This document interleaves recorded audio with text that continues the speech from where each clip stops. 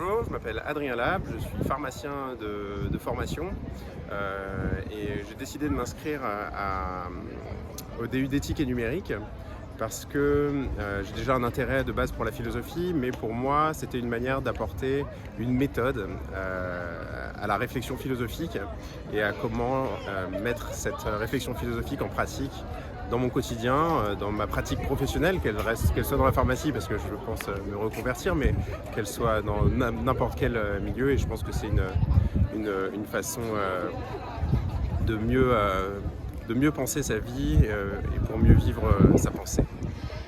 Adrien, c'est utile pour toi l'éthique aujourd'hui au quotidien ?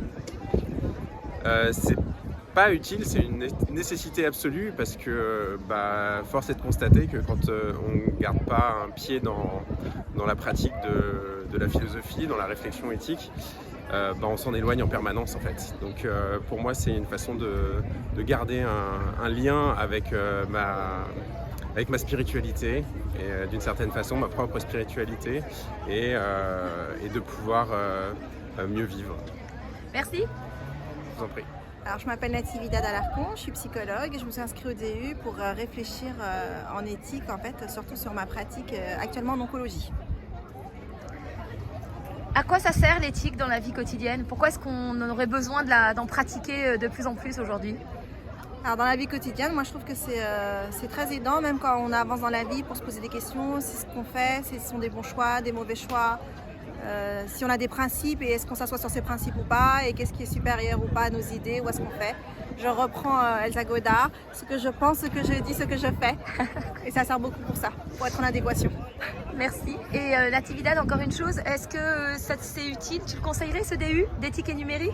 Sans aucun doute, j'en ai fait une publicité incroyable. Moi j'ai beaucoup aimé la première session, je suis ravie de la deuxième et je pense qu'elle est indispensable, y compris sur des professions qui ne sont pas que dans le soin. Merci beaucoup, à très bientôt. Je suis Alexandra Piteri, psychologue clinicienne. Je me suis inscrite au DU d'éthique pour réfléchir sur l'application de la cyberpsychologie en psychanalyse et tout particulièrement des téléconsultations en séance psychanalytique. À quoi ça sert l'éthique dans ta pratique ? Pour réfléchir sur le cadre de mon exercice, sur le cadre de mon travail, dans l'accompagnement de patients. De prendre, de les reprendre en leur totalité, c'est pas uniquement, mais aussi comment ils sont inscrits dans la société et dans le cadre. Ça permet d'améliorer la prise en soin en fait d'un patient. La prise en soin, de sa compréhension, de son respect. Et de sa place dans la société. Oui. Tu as beaucoup travaillé aussi avec des populations spécifiques ? Je travaille beaucoup avec les migrants, les expatriés, oui.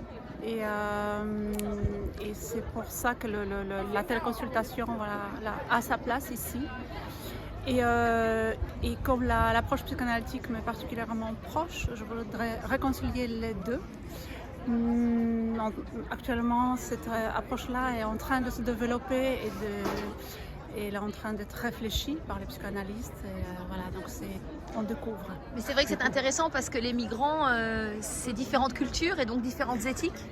Oui. Et ça permet d'établir des liens du coup. Différentes approches, ouais. Oui. D'établir des liens et finalement ce qu'on découvre, c'est que par-dessus tout, c'est l'être humain qui compte. Ouais. Dans l'éthique et dans la psychanalyse, donc c'est cette compréhension interculturelle.